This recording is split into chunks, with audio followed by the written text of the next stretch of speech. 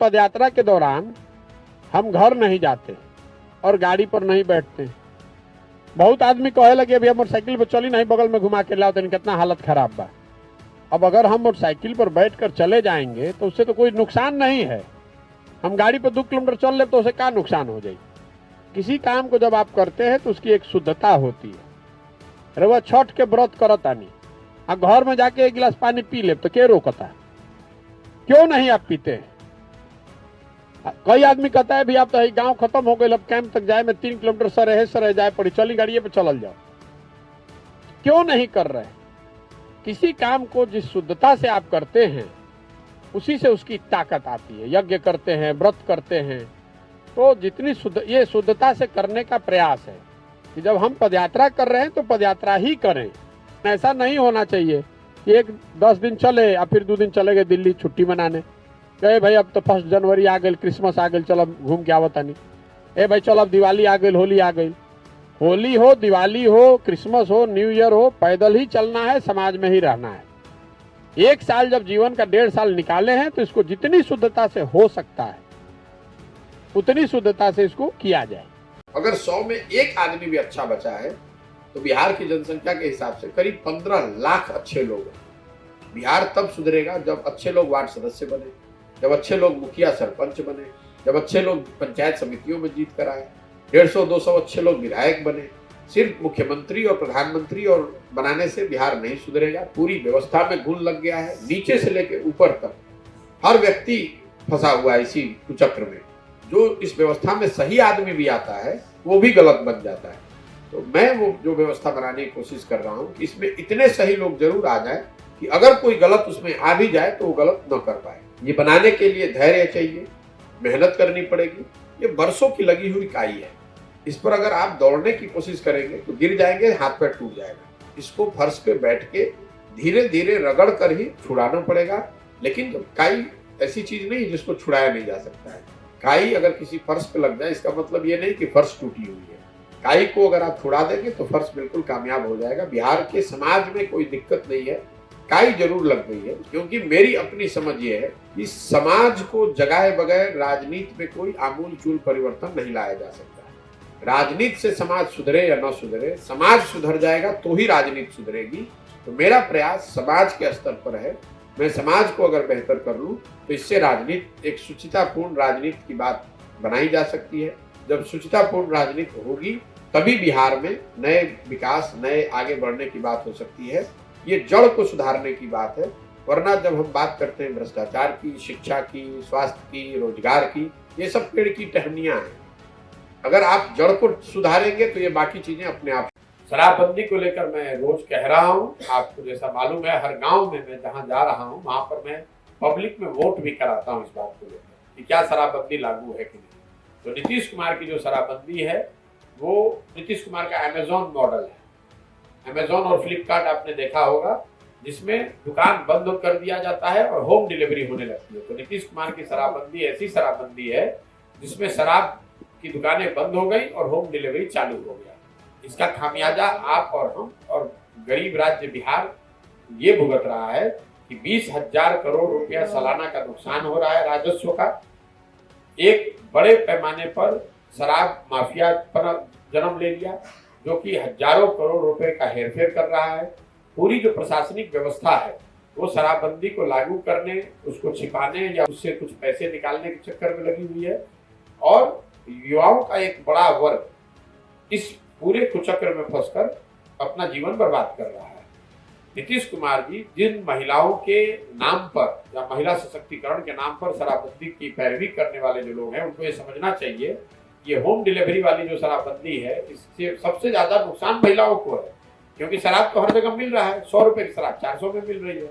दूसरा, जब पुलिस कार्रवाई करती है, जब गरीब आदमी पकड़ा जाता है तो उसके घर की महिला को अपना बचा खुचा कपड़ा, बर्तन, बासन, गहना बेच के बेल कराना पड़ता है। पुलिस और अदालतों और थानों के चक्कर लगाने पड़ रहे हैं।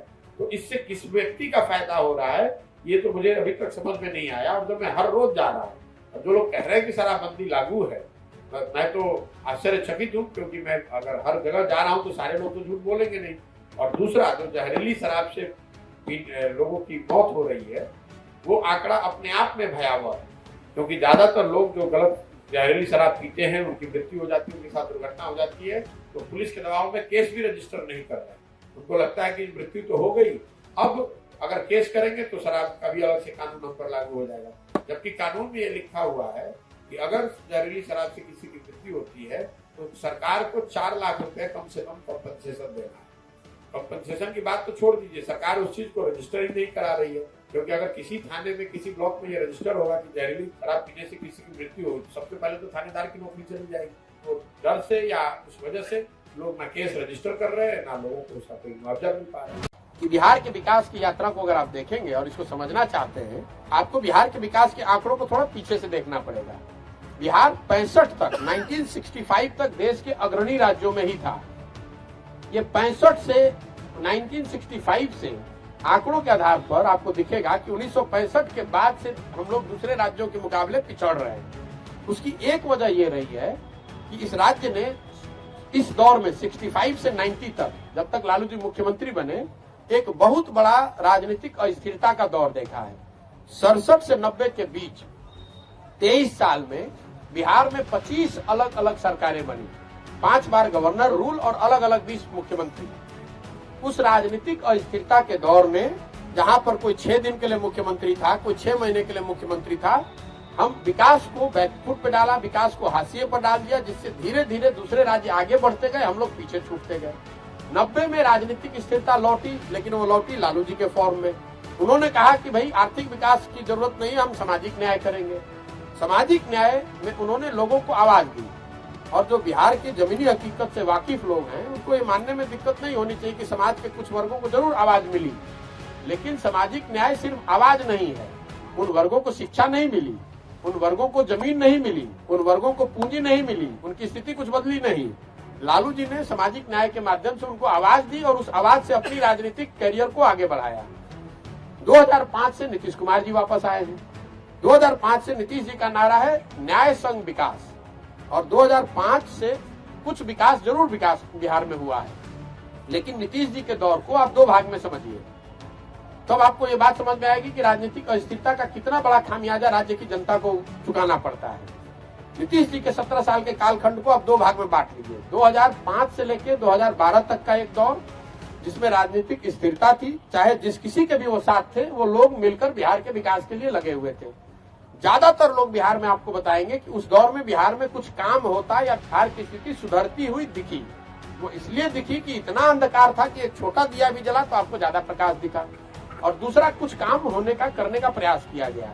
लेकिन 12 से मोदी जी का जब राष्ट्रीय राजनीति पर प्रादुर्भाव हुआ, उसका एक अनवांटेड जो खामियाजा बिहार के लोगों ने भुगता कि उसने बिहार में राजनीतिक अस्थिरता को जन्म दिया। जब मोदी जी 13 से आए राष्ट्रीय राजनीति के परिदृश्य पे, तो नीतीश जी फिर उससे अलग हो गए। तो आप देखिए 12 से 22 के बीच में नीतीश कुमार जी का ये 6वां सरकार का प्रयोग है। जिस एनडीए में थे उससे अलग हट गए। फिर उसके बाद चुनाव जब 14 में हार गए तो मांझी जी को बनाया, वो दूसरा प्रयोग था।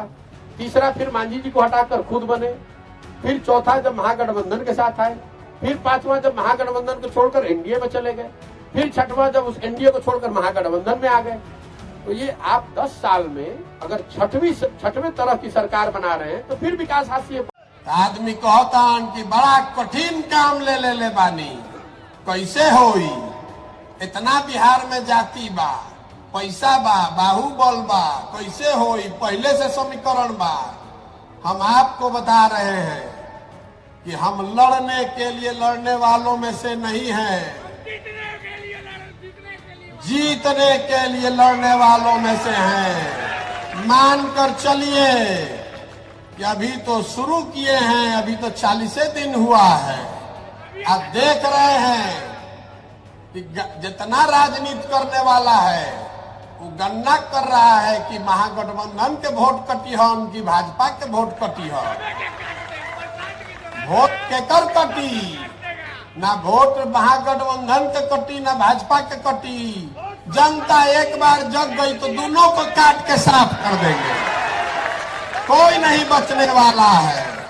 30 वर्ष 35 वर्ष से आपका वोट लेकर हेलीकॉप्टर पे घूम रहे हैं, हमनी के सौडो को चले के ठिकाना नहीं के, अभी चलने वाला नहीं है, चलने वाला नहीं है।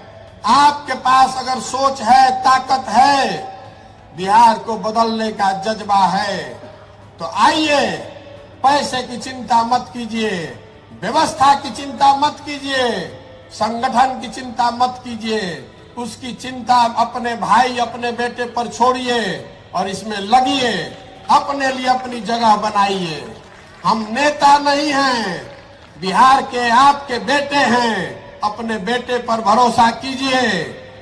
बिहार को विकसित बनाने का सपना लेकर आए हैं और उससे कम कुछ।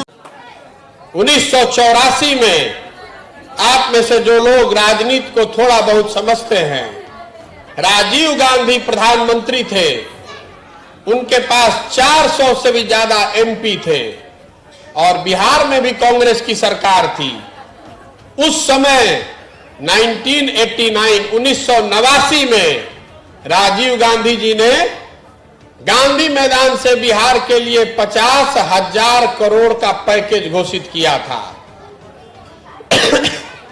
लेकिन वो चुनाव हार गए। बिहार को चुनाव हारने के बाद उन्होंने लालू जी के हवाले कर दिया, कांग्रेस ने लालू जी के हवाले कर दिया, जाओ भैया जो करना है करो, बिहार हमसे नहीं सुधरेगा।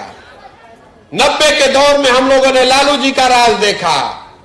लालू जी जब आए तो उन्होंने समाज में जातीय आधार पर जो लोग पीछे छूट गए हैं उनको आवाज दिया, इसमें कोई शक नहीं है, इसके लिए उनका सम्मान है।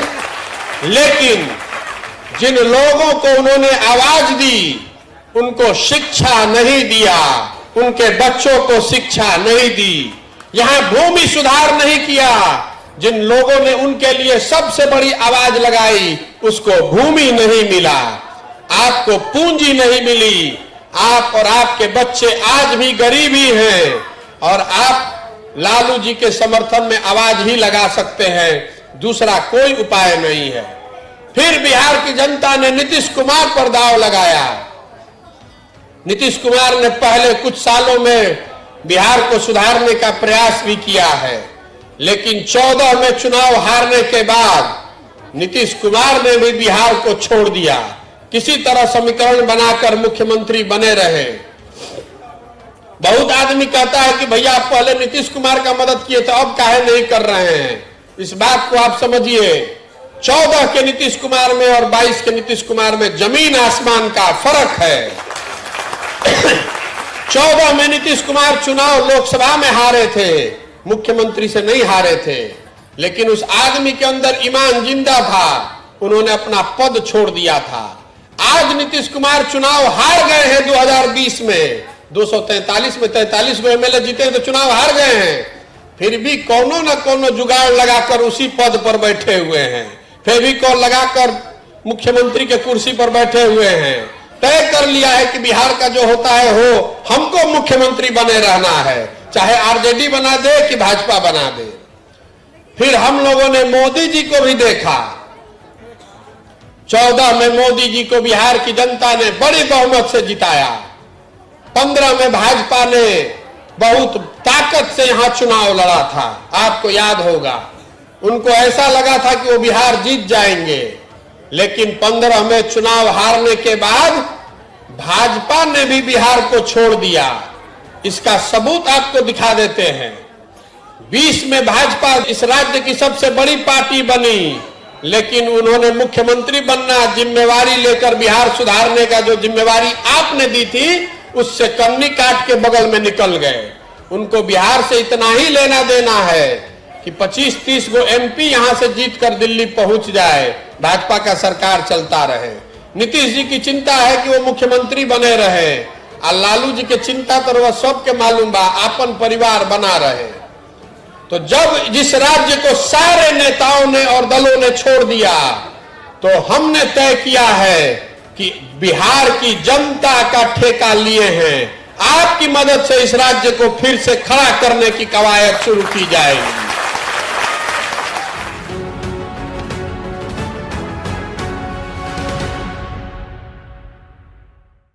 जो काम 10 साल तक किए, जिस काम को करके इतना नाम कमाया, और मीडिया वाला बताएगा आपको कि सैकड़ों करोड़ रुपया मिलता है उस काम को करने के लिए। बड़े बड़े नेता और दल जिसको चुनाव लड़ना होता है, वो आता है हमारे पास सलाह लेने के लिए, और बदले में सैकड़ों करोड़ रुपया लोग देते हैं। तो उस काम को काहे छोड़ दिए? इतना नाम, इतना पैसा उसी काम को करके मिला था, क्यों छोड़ दिए? इसलिए छोड़ दिए कि 10 साल वो काम करके अनुभव हुआ, बड़े बड़े नेताओं और दलों के साथ बहुत साथ में रह के करीब से देखा कि आपकी मदद से आप किसी को चुनाव जिता हरा सकते हैं, सत्ता का परिवर्तन कर सकते हैं, लेकिन सत्ता का परिवर्तन का मतलब व्यवस्था का परिवर्तन नहीं है। आज देश में 6 मुख्यमंत्री ऐसे हैं जिनके बनने में हमने कंधा लगाया है। इसीलिए सोचे कि अगर भगवान ने कुछ शक्ति बुद्धि दी है, क्षमता दिया है, तो कुछ ऐसा करे जिससे लोगों की जिंदगी बदले। इसीलिए उस काम को छोड़कर यहां वापस बिहार आए हैं। जो ओडीएफ हुआ है, जो सेंट्रल गवर्नमेंट का पैसा है, हर परिवार को 12,000 रुपए शौचालय के लिए मिलने थे, शौचालय बनना था। अब मैं जितने गांव से निकला हूं, अभी तक कोई गांव ऐसा नहीं मिला है जहां बिना नाक पर गमछा बांधे गांव से निकल जाइए। आप लोग भी रोज गांव देहात में घूम रहे हैं, आप देख रहे हैं दोनों ओर खुले में शौच पड़ा हुआ है। जब आप लोगों से पूछते हैं कि भाई शौचालय बना कि नहीं बना, ऐसा तो नहीं कि बन गया लोग यूज नहीं कर रहे हैं, तो ज्यादातर केसेस में लोग आपको बताएंगे कि शौचालय बने ही नहीं है। अधिकारियों ने बड़े पैमाने पर उसमें पैसा लिया है। चंपारण के विषय में तो जो लोग बता रहे हैं, मैं विश्वसनीय तौर पे कह सकता हूं, क्योंकि हजारों लोगों ने अभी तक मुझे ये बताया कि 2,000 से 6,000 रुपए तक एडवांस में अधिकारियों ने पैसे लिए और उसके आधार पर 12,000 रुपए आपको रिलीज कर दिया गया। ना पैसा लेने वाले ने सोचा कि शौचालय बनेगा कि नहीं, यूज करने की तो बात ही छोड़ दीजिए। और जब ओडीएफ का दबाव सेंट्रल गवर्नमेंट का हुआ तो जिलाधिकारी हो, बीडीओ हो, जो लोग भी उसमें उसके लिए जिम्मेवार थे, उन्होंने पंचायत में जो चुने हुए जनप्रतिनिधि थे उनको साथ में बैठाकर या दबाव देकर, क्योंकि अलग अलग वर्जन है, आप मुखिया जी लोग से पूछिएगा तो उन्होंने वो ये आपको बता रहे हैं कि भाई हमको जिलाधिकारी और अफसरों के दबाव में हमको ओडीएफ का सर्टिफिकेट साइन करना पड़ा। भाई गलती चाहे जिसकी हो, जो लोग उसमें शामिल थे गलती तो उन्हीं की है, चाहे वो जनप्रतिनिधि हैं चाहे अफसर हैं। ओडीएफ सर्टिफिकेशन जब हो गया, जब ओडीएफ सर्टिफिकेशन हो गया और उस गांव में शौचालय बने नहीं है और खुले में सब लोग शौच कर रहे हैं, तो किसी पर तो जिम्मेवारी तय की जानी चाहिए। और जिसके कार्यकाल में, जिस बीडीओ के कार्यकाल में, जिस पंचायत अफसर के कार्यकाल में, जिस जिलाधिकारी के कार्यकाल में ओडीएफ सर्टिफिकेट किसी गांव का जारी किया गया है और वहां ओडीएफ नहीं हुआ है, तो उस पर कार्रवाई होनी चाहिए और बहुत कड़ी कार्रवाई होनी चाहिए। आखिर ये पैसा बटा कैसे है? बिना जिलाधिकारी के जाने हुए, बिना बीडीओ पंचायत अफसर के जाने हुए तो नहीं हुआ है। और कोई 1-2 घटना नहीं है, हजारों की संख्या में शौचालयों में। सिर्फ लोग ये बता रहे हैं कि बाद में वो जो भ्रष्टाचार का जो उसमें प्रोपोर्शन था, पहले 6,000 रुपए मांगते थे लोग, बाद में जब बंदरबाट हुआ है तो 2,000 रुपए लेकर भी शौचालयों का पैसा रिलीज किया गया है, सिर्फ कागज पे। आप लोग को मेरे से ज्यादा इसकी जानकारी